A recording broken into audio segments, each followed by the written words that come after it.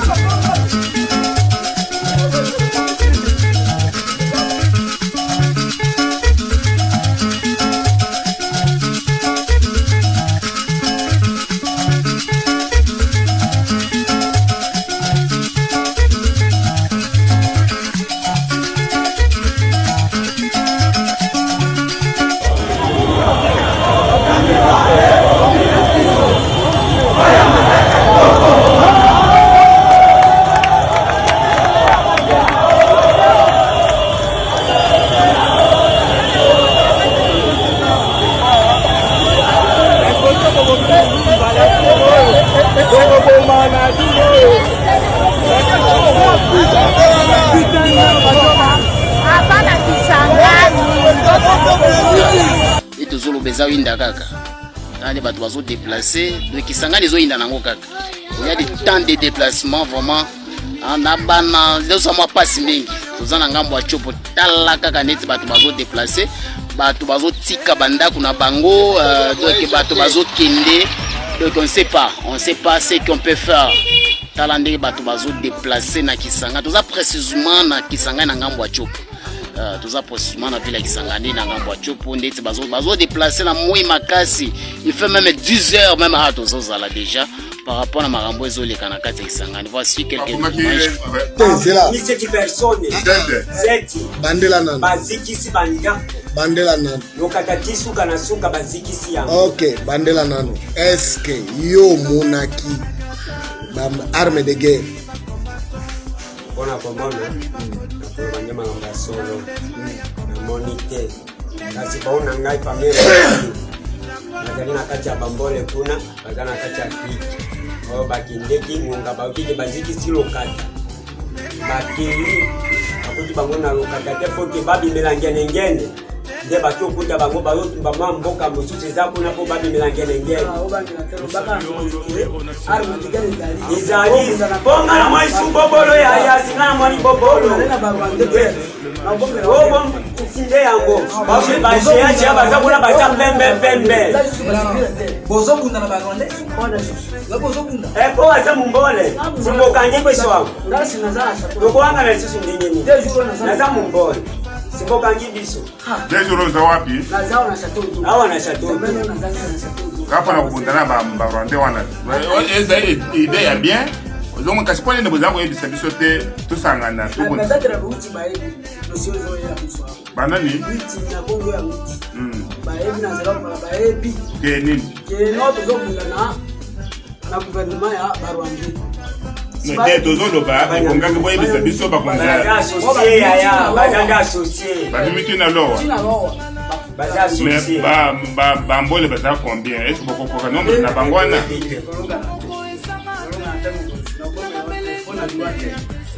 Ola zote sandino bakoni. Nakela bitumba teme. Kango subana. Mbidele kitoka na matoli. Azombo magino basuka.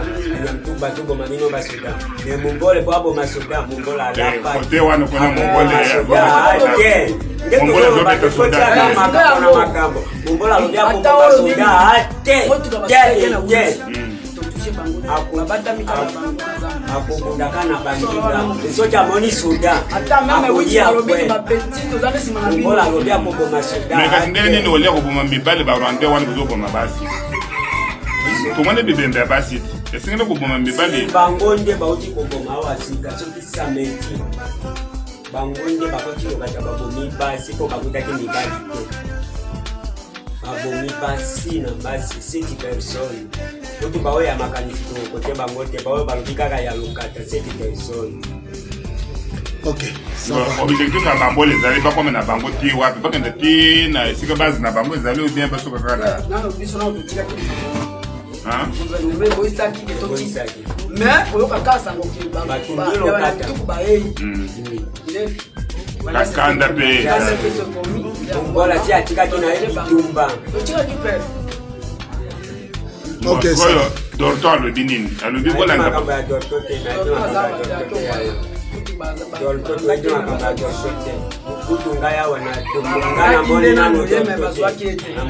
bana balandaki ye kulanda ye po aya azalaka mpe atambolaka na ye ebelebele. Okay, sawa d'accord. Ndio wapi muko na akili? Vadepite wenye mliendaka kule sio kwenda iba watu. Muko na meza franga mnapokeaga 12,000 na moya mipeke mnasiaka utelefone. Sio nini muko na meza kusaidia wenzenu? Muko napenda matumbi yenu mtaendaka na ile franga wapi? Na ile magari mtaenda nayo wapi? Siuri alikuwa kasoda lakini alikatala kukula rushwa. Depuis que persistent les troubles qui a été désigné au départ conflit Mbole Lengola est localisé dans la commune urbano-rurale de Lubunga, dans la ville de Kisangani, province de la Chopo, République démocratique du Congo. Selon certaines sources, à l'origine de ces conflits, l'on mentionne la vente des concessions de terres de quelques milliers d'hectares, sanctionnée par l'octroi des contrats d'exploitation délivrés par le gouvernement provincial de la Chopo en faveur de la compagnie agropastorale Cap Congo, société à SARL. La portion de terre ou de la forêt vendue et constituant le point de dispute appartiendrait, selon la tradition, aux communautés Lengola et Mbole. Depuis un certain temps, ces conflits s'étendent à d'autres périphéries de la ville de Kisangani, notamment dans le village Yalisombo, Yaosenge, mais aussi du côté de la rive droite de la rivière Chopo, avec l'implication des alliés de part et d'autre, les Kumu et Mituku du côté Lengola, les Topoke et Mongo du côté Mbole. Ces conflits ont eu comme conséquence de pertes en vies humaines, des personnes portées disparues, des maisons d'habitation incendiées, des villages désertés, un grand nombre de déplacés déversés particulièrement dans les communes de Kisangani et de Mangogo, la non-scolarisation des enfants dans les zones à conflit, et j'en passe. Certains de ces déplacés sont accueillis par des familles amies, d'autres, le plus grand nombre, à la paroisse Saint-Gabriel de Simisimi, où l'on compte à ce jour plus de 1500 déplacés, parmi lesquels des enfants non accompagnés. Leur situation est très déplorable. Cette situation provoque en même temps la rareté des denrées alimentaires de première nécessité dans la ville de Kisangani, au risque de plonger toute la population dans une situation de sous-alimentation voire de famine. En effet, ce sont ces zones à conflit qui fournissent habituellement à la ville les produits vivriers les plus consommés par la population. En outre, cette situation plonge tous les habitants de Kisangani et ses environs dans une forte psychose pouvant dégénérer à la chasse à l'homme dans la cité.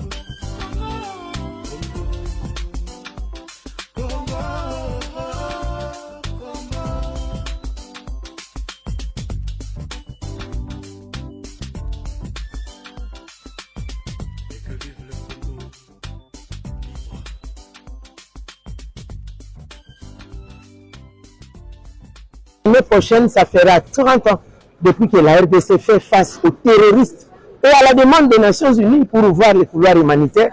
Tous les génocidaires sont entrés dans notre pays et du coup, la RDC est devenue sanctuaire de groupes incontrôlés qui ont détruit l'environnement, qui ont détruit les écosystèmes. Et même les Nations Unies disent que les terroristes ont des armes performantes puissantes plus que l'armée réunie des Nations Unies. Alors là, ça nous dépasse. On a toujours cherché un espace comme ça. Nous l'avons obtenu et l'initiative ITULEC, la RDC va s'impliquer. C'est pourquoi nous avons, au nom du gouvernement congolais, remis le tableau qui représente la biodiversité, les lions, qui est le vice-premier ministre de l'Intérieur des Émirats Arabes Unis pour avoir porté cette question. Et dans ma délégation, j'ai une suite de sécurité avec un général mis à ma disposition par le ministère de la Défense comme le corps de protection des parcs nationaux de la République. J'ai épinglé aussi que le parc de Virunga, c'est un aire protégé de l'UNESCO. Comment expliquer que ces parcs deviennent aujourd'hui les sanctuaires des groupes armés incontrôlés, mais qu'on laisse la responsabilité à la RDC seule de faire face? Donc cette initiative, c'est une initiative vraiment louable. Merci. Maman Bazaïba, bonjour. Na yo tuna mama na ba manda nyonso sali oyo mama Kisangani ezaka boye mama base na yo vraiment place au bataka au pouvoir poko ma député poko ma ministre ozawana ezaka boye ezaka question mama ndinga mapete mwana tuni. Vous pouvez faire quelque chose pour la population. Beaucoup sous la population, pas comme un peu indépendant. Beaucoup créer les populations par entreprise. Ville natale nanga Kisangani ezaboye. Merci beaucoup maman. J'ai une question. Tout voter au sous. Pour ça la combien de mandats? Pour bonheur la biso Kisangani. Ils ont une question maman. Lakini ka pour photo sous chance. Depuis 2006, tu as chance, mais changement. Bonjour, Eza Wabino, docteur Omba Longongo, médecin du peuple, l'homme qui fait réveiller les esprits. Moi, vidéo dans la journée à l'élo, Eza et pas bien dans excellence honorable Vital Kamerhe où il s'est retrouvé pour le moment na Kisangani. Na ningina tuna kaye moi mutuna muke mutuna Eza injilté, biso peut offrir te pour tous aba Christ, mutuna Eza pe lisacité. Excellence Vital Kamerhe, mutuna anga liboso Eza bo. Pourquoi na présidium ya union sacrée pour la province orientale à se retrouver na quantité bozanga kinde mutu. Ça c'est un. Deuxième question anga Eza mbongo ya guerre ya 6 jours 69 millions pour bateau ba ebité Uganda na Rwanda na Uganda salaki bitumba na Kisangani ebomisi bato ebele basambi na ba cour international elobi ke Uganda efa de manger biso atindi premier tranche 69 millions na tuni excellence Vital Kamerhe mbongo wana eza wapi eza loge na banque nini nani muto asimbi mbongo wana. Ça c'est deuxième question. Troisième question na ngana tu na vie excellence honorable Vital Kamerhe na bidjo bosalaki ya 5 ans chopo et bénéficier nini o bino bo inauguré yango na linga pena tu na mutuna mususu pourquoi na province orientale ezaka ba vice ministre depuis 5 ans ils les kaitaka ba vice ministre na province orientale en général. Natuni est-ce que l'université a ba vice ministre ezande kuna na province orientale ou bien ni alors que il semblerait que na territoire kaka moko lokola Walungu eza na 3 ministres territoire moko na ba province mususu kaya mo mukebo mo na province moko 4 ministres na ngina cité sur ba province ya batute. Alors ezande côté na biso tozaka na université ba vice ministre ou bien nini mutuna mususu na ngana tuna vient na Vital Kamerhe excellence Vital Kamerhe okenda ngana yo tokutani na aéroport ya Kisangani naza meme na ba photo na solo lino na sali recommandation muke tokutani sur na hôtel Rwenzori avant que okende na buta na 2018 okendaka campagne na mutuka na jeep na lingina tuna yo est-ce que tout oyo okende susu na jeep soko okende na nzela nini po il a noté que bato ya province orientale actuellement province orientale za suna nzela te pona bato bazola na video musika Kisangani Bute kangami Kisangani Ituri kangani Kisangani Opale kangani Kisangani Ubundu kangami partout ekangami na lingina tuna video moko na moni olase na réseaux sociaux lobby okeye Kisangani nazoya nyonso ekozala régler kuna bon lokolo dit que nyonso ekozala régler na Kisangani et ce problème ya homme ya complexe lungu o bokangaki yango depuis 2019 réhabilitation ici la kate kozaka régler okea est-ce que makambo ya courant po courant na Kisangani eza madofo bato ya Kisangani bakomika ba panneau alors que tozana centrale en plein centre ville oko régler makambo ya courant na ningina tu na est-ce que on régler pe makambo état de siège est-ce que oki ko régler pe makambo ya ambulance ya hôpital général Makiso Kisangani na ba matériel o ba pekisi population a réjouir na droit na bango ya don un compatriote Moïse Katumbi asali yango ba bloquer yango bi population oki ko sala yango te tango oki Kisangani parce que le baki tout sera réglé là-bas est-ce qu'on régler makambo na ambulance na ba matériel na population ko banda ko sala yango na ningina lo ba pe baka mususu est-ce que oko régler makambo ya tiweri na Lubunga est-ce qu'on régler yango olobi pe ko régler est-ce qu'on régler makambo ya plénière ya assemblée provinciale pour assemblée provinciale ya Kisangani bakangi yango kabisio ba rappeler bureau nyonso na Kinshasa basilité il est question ne chozo kitawa okende ko fungola yango pour ba clôturer pe plénière et puis makambo pe to yeba pe makambo ya ba motion neti pe okomi kuna avant bi Kisangani meka ko yebisha bana Kisangani comme responsable ya gouvernement bi Chiweri ya Lubunga responsable na yango eza nani et puis nangina turo neti okekuna ko régler pe makambo ya dollar po dollar ezo mata na ndenge moko ya terrible pas seulement dollar ma de super matina Kisangani loso pe matina Kisangani est-ce qu'on régler yango batu nyonso bakozo occasion ko sola na bien nga VK excellence honorable Vital Kamerhe ba meka pe ko komisela nga moi mabituna na merci beaucoup bien nga Vital Kamerhe na pesio bon séjour à Kisangani musala malamu na Kisangani oza pas na yo merci motoyo Jean-Pierre Mbemba oyo akoma mwana musala ya Félix Tshilolo o makolo itsoka banonga akoma mwana musala ya Tshilolo mais yo Jean-Pierre Mbemba oyebisaka nga na esonini na intercontinental ya Waterloo tozalaka biso misato na kati ya salon wana biso misato Jean-Pierre Mbemba oyebisaka nga nini nazoyebisa bino Jean-Pierre Mbemba oyebisaka nga nini ntango naya kopesa yo solution ya mboka il faut yokaka soni yo Jean-Pierre Mbemba yo lobi oza ministre ya défense ya beton liban lelo komolata chemise ya moto makambo yebisaka ngai Jean-Pierre Mbemba yo yebisaka ngai nini tozalaka biso misato bandeko bolonga noko banga bato oyo ko bacriminaire oka Jean-Pierre Mbemba criminaire o lokola Jean-Pierre Mbemba moto alula gloire moto alula bomengo moto alokuta ezala na lisala tokolakisa même aéroport à lisala Jean-Pierre Mbemba botonga nini kuna na lisala Jean-Pierre Mbemba naza kotuna yo makambo yo ebisaka ngai mpona iletro ya Félix Tshilolo yo lobaka na ngani Jean-Pierre Mbemba olobi Félix Tshilolo aza iletre atopesi ebiki ayebokoma komo na ye te nakonoboma ye alanda tata na ye na mama na ye lelo nazodenonse lokola bolingi nko lokola bozokende bomema bato na nko biso tokomema bino na nko wana bo banzambe ya bato te Mbemba oza eloko te yo osala nini na Kongo wana Mbemba lakisanga eloko yo tonga na Kongo wana ondeyora papa na yo mpo bino bana ya boliaka bodondwaka basusu na mboka nini etambola ndenge wana Jean-Pierre Mbemba oyebisanga Félix aza illettré moko agrave oyebisanga ngai ke okoboma ye alanda papa na ye oyebi makambo tosololanga yango nazoyebisa yo